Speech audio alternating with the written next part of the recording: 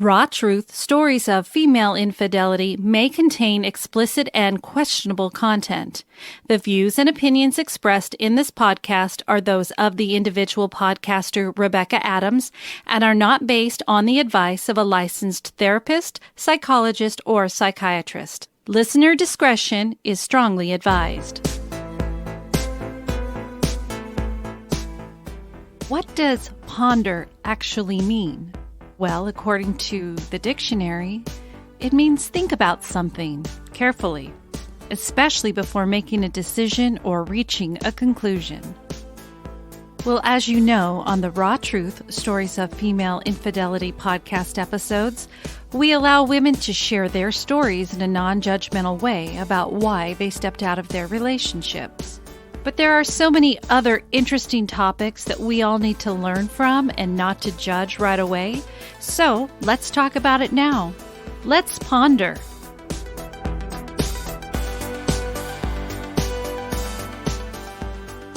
Hello and welcome to Raw Truth Stories of Female Infidelity. This is our Let's Ponder episode. Hope everybody is doing well. How was the thoughts on the last couple of weeks? We had a 2-part story about CJ, and we did them back to back. Was that helpful to you guys, not having to try and remember? Because I kind of like the format. It actually ends up working out better for me as well. So thank you to all of those who suggested and put in input when I asked about it. I really appreciate it. So over the years, I've heard many stories as far as it being on the news about certain massage parlors that offer more than just massages. I guess it's known as a happy ending massage, and I think people joke about it with each other when they're going for just a traditional type massage wherever, whatever, at a spa or wherever they're going. And so what I decided I wanted to do for a Ponder episode was reach out to anybody who might be interested in submitting their information or their story regarding their experience. And I happen to actually have a personal friend who I reached out to, and he happily submitted his story that I'm going to share today about his happy ending massage. I think it's more common for men to have these happy ending massages. I can't say that I've heard personally about women receiving them, but I could be wrong.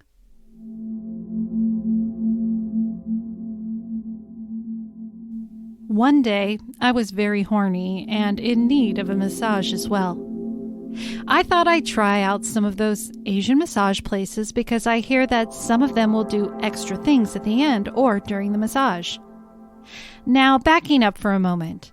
I've only ever had professional massages from licensed massage therapists who do a wonderful job. Well, most of them anyway. On 1 or 2 occasions, the way the massage therapist was touching my body started to get me excited, and I liked that feeling a lot. But I didn't want to embarrass myself by popping a tent right there, which I did on at least 1 occasion. But then it got me thinking, what about those happy ending massages? What would it be like to have some strange woman start playing with my cock? I was curious, and so we pick back up on our story there.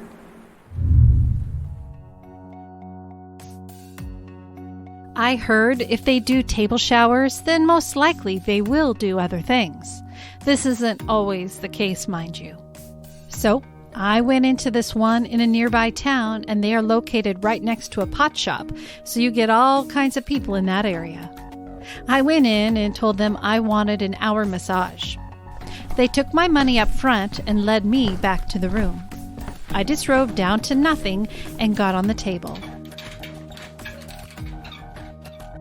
I set the towel aside to cover my butt and body to see what they would do. She came in and didn't react to my nakedness, but simply ran her hand down my back and over my butt.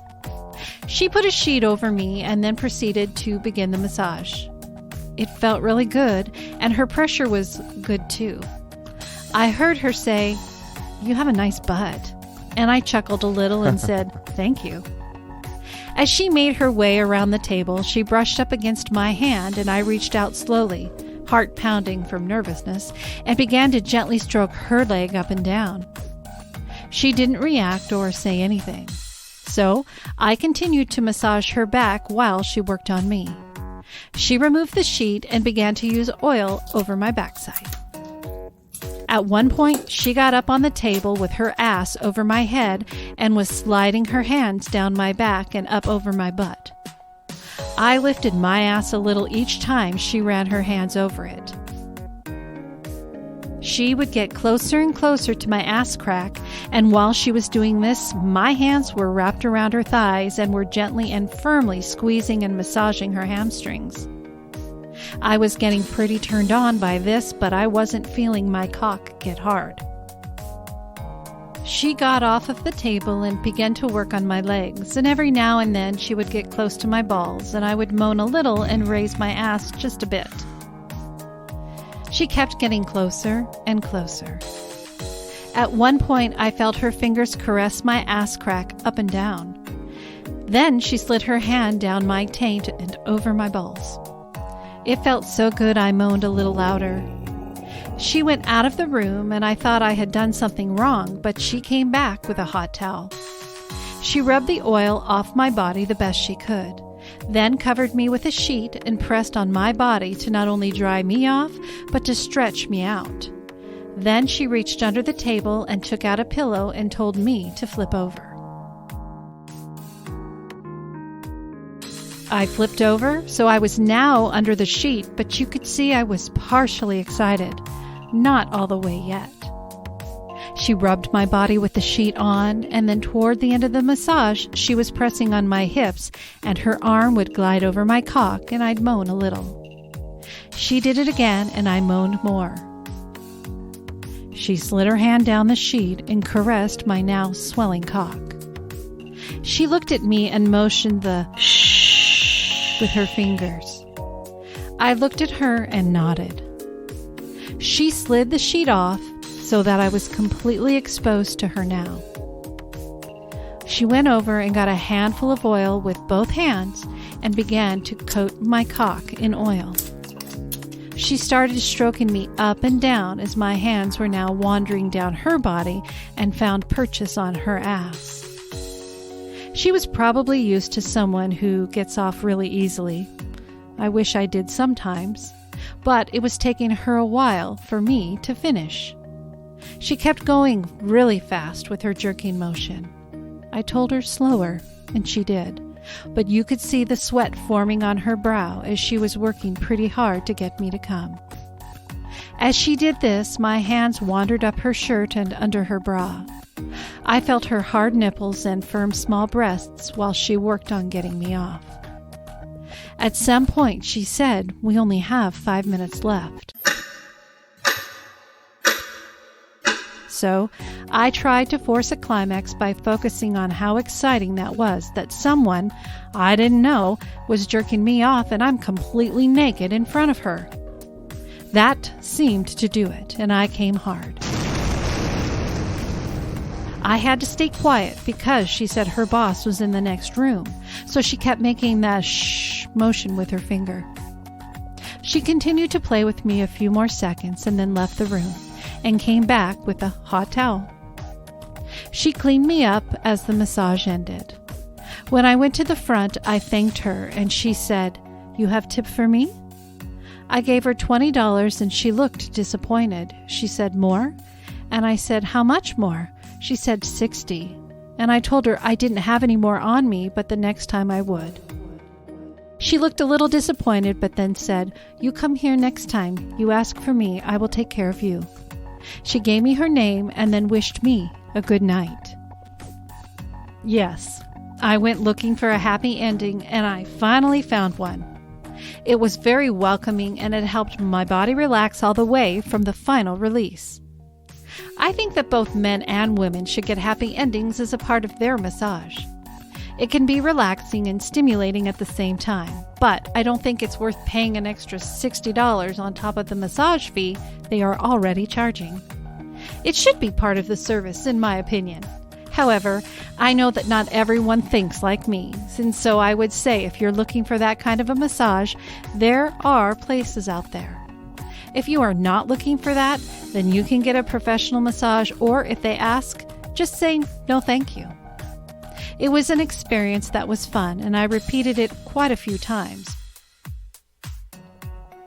But I quickly also realized that they are there just for the money and not to make you feel better or get any kind of thrill out of getting you off. So I don't go anymore. Plus, I have met the love of my life, and she satisfies me in many ways that I have no desire to go back again. Keep up the good work, Rebecca. You're doing good out there in the world. Signed, Rub and Tug, for less stress and relief. Well, thank you. Oh, man. I appreciate the candor of this person, and I know who this person is. I've known this person for many years, I guess, probably about, I don't know, he'll be listening to this, so I would think at about 34 years at this point. So yeah, this goes back to high school, but I really appreciate how honest he was and how it made him feel. I really didn't get many other responses but his was also perfect for what I was looking for. But I would love follow-ups, meaning if you have any comments, or perhaps after hearing this story, you will feel comfortable sharing one that maybe you experienced that you didn't really want to talk about. But it's just an option there if you're interested in sharing with me. And again, I want to thank Rub and Tug for his story. On Raw Truth, Stories of Female Infidelity, I share stories of women who have been unfaithful to their spouse or partner. I provide them with a safe place to be able to explain what happened and why they chose the direction of infidelity. If you have been through this, whether it be because you were unfaithful or you were betrayed, you know that you just can't open the topic for discussion with your family and friends. It can be very lonely to process it all on your own. I know from my own experience when I was being unfaithful, the emotions that can all be too consuming. These reasons are why I chose to create this podcast. I don't condone infidelity, but it happens, and I refuse to place judgment on anyone. But I also feel it is just as important to learn what the husband or partner endures when this truth is revealed. What was it that led him to feel suspicious of her? How did he find out? How did he process all of this, and what would he do next? How could he confront her? About 5 minutes later, I'm still not sleeping, but I hear a conversation on the phone over the music. I heard Becky on the phone, but her voice was different. It had a slower, seductive sound to it, with a smile on her face. It wasn't a normal phone voice for her. At this point, I was wide awake and realizing something was going on. When I heard her say, "I'm just wearing a bra," I decided to see what the hell was going on out there. I walked out to her in the living room, lying on her back on the carpet, pillow behind her head, phone in one hand and the other hand down her pants. I was stunned. She saw me and froze. She said to the other person on the other end of the phone line, "Well, my boyfriend is up, so I'm going to let you go." And she hung up. I asked what this was all about. Who was that on the other line? She told me she was talking to her cousin. I said, "Your cousin asks you what you are wearing often?" By subscribing to Raw Truth Stories of Female Infidelity on Patreon, you will get to hear these stories from the husband or partner's point of view as they share their side of the betrayal. Has your wife or partner been unfaithful? Have you not had anybody to really talk to about it? You're not alone. Perhaps you might even want to share your side for the show to help others. Visit rawtruthstoriesoffemaleinfidelity.com and select Patreon to subscribe. Pledges start at $3 a month for the no judgment tier. Not only do you get 2 extra stories a month, you get early access to the regular Raw Truth stories ad-free and my outtakes. When you select the I Love This Podcast tier, which is $5 a month pledge, not only will you receive everything in the No Judgment tier, you will receive a No Judgment bracelet and an acknowledgement on a future Raw Truth episode, first name only with your city and state. So continuing along these lines, there is an article I did want to share. It's been a while, I think, since I've done an article. And honestly, I think the reason why was because somebody wrote a review and she commented about how I read an article and talked about my Patreon and all of this. So it's kind of gutted me a little bit. So I've been a little bit kind of shy around it. But I'm getting back on my feet. And if you don't like what I'm saying, don't listen. Like you learn in school or learn from your parents. If you can't say anything nice, don't say anything at all. Oh, anyway, my problem, not yours. Okay, so this is an article and it is called Why Can't Women Get Happy Endings by Ashley Austin of this website WHIMN, which is where it was originally posted, was on their website. So women.com.au, and you can find that information on the New York Post link that is in my podcast notes or my episode notes. So this is what this woman had to say about women and happy endings. After a long day, wouldn't it be nice to just stop off on the way home, have a rub down, get off, and then hit the couch for some serious R&R? Sure. Takeout and a bottle of Shiraz does the trick after a day from hell. But when you consider that men have that exact service on offer, it kind of sucks that we don't. For the uninitiated, a happy ending is exactly what it sounds like, an orgasm for the client, courtesy of the masseuse at the end of the massage. Weirdly enough, while the rest of the beauty industry is largely dominated by a female clientele, it's a service most exclusively aimed at men. In the United States, happy ending massages are illegal, but in Australia and many other parts of the world, it's a perfectly legal service. It wasn't until I watched Carly Sirotino's Viceland Slow Slut Ever, where she explored why women in New York are in the same boat, that I stopped to wonder why Australian women don't have the option of paying someone to sort us out. Or is it because the female orgasm is a complex art intrinsically tied to an emotional connection? Perhaps it's less out in the open and everyone is, in fact, doing it, and I'm just late to the party. Much like laser hair removal. I'm still behind the 8 ball on that one. So, after a quick Google search of, quote, female happy ending massage, Sydney, end quote, I soon realized there's little on offer, aside from tantric therapy sessions and a couple of dodgy-looking guys operating from their spare bedrooms. Yes, the gender orgasm gap is indeed real. Oddly, though, it used to be the other way around. Once upon a time, women could go to their family doctor for an orgasm. Females in the Victorian era suffered from hysteria, a disease where symptoms ranged from headaches to insomnia to irritability and were cured via clitoral stimulation. Hell, the vibrator was invented to relieve doctors whose poor fingers frequently cramped from treating patients. Some might argue that dealing with multiple work deadlines, Tinder dates, and unpaid credit card induces hysteria too. But moving on.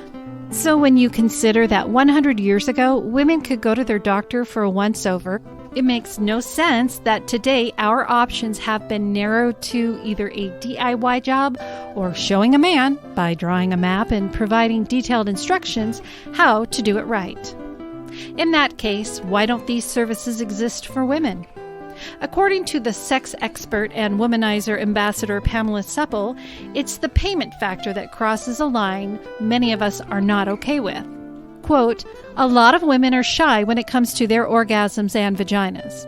From my experience, they'd rather do it alone with a vibrator in the privacy of their home, somewhere they're more comfortable.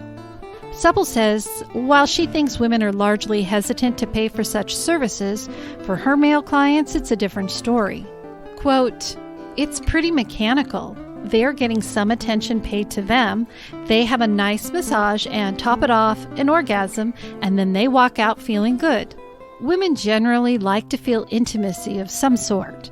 Knowing the person they are with is actually going to enjoy the moment, and both of you are going to get out of it what you want and walk away thinking, well, that was good, instead of not feeling so great about it is important, end quote. But regardless of whether you seek out such services, go it alone, or partner up, getting off has a lot going for it. Quote, orgasms help to facilitate deep relaxation by boosting endorphin levels and flushing cortisol, your body's stress hormone released by the adrenal glands, out of your body. Along with being a natural stress relief and anti-inflammatory agent, these endorphins also aid in better sleep, end quote. What's more, they make for a cheap Botox alternative to keep you looking younger for longer. Quote, the increased blood circulation in our brains during climax prompts nutrients and oxygen to travel to the brain, which assists with the skin tissue repair, explains Supple. I don't know about you guys, but I learned a few things. Maybe that's why I'm not losing weight, because of all the stress and cortisol, because there's not enough orgasms in my life. I'm going to have a talk with a Marine, I think. I hope you guys have had fun with today's episode. It was quite interesting and fun, and just something new to talk about. Thank you guys so much for all your support, and we'll be back in 1 week. You have been listening to Raw Truth Stories of Female Infidelity. Your support of the podcast is truly appreciated. Be sure to visit my website at rawtruthstoriesoffemaleinfidelity.com to access story guides, subscribe to Patreon for bonus episode of the men's side of female infidelity, and to vote for this podcast to be in the Hot 50 Countdown for Podcast Magazine. To submit your story for the show, share feedback, or if you have a Let's Ponder suggestion, please email it to rebecca.rawtruth@gmail.com or send by snail mail to Rebecca Adams, P.O. Box 821064, Vancouver, Washington 98682. Every story is always anonymous. If you listen on Apple Podcasts, please rate and review the show. Raw Truth Stories of Female Infidelity is produced and edited by Rebecca Adams. You can follow the show on Facebook at Raw Truth Stories of Female Infidelity, on Instagram at Podcast Raw Truth, and on Twitter at Raw Female. Thank you again, and be kind to one another. Be kind to yourself, and always remember, no judgment. Goodbye.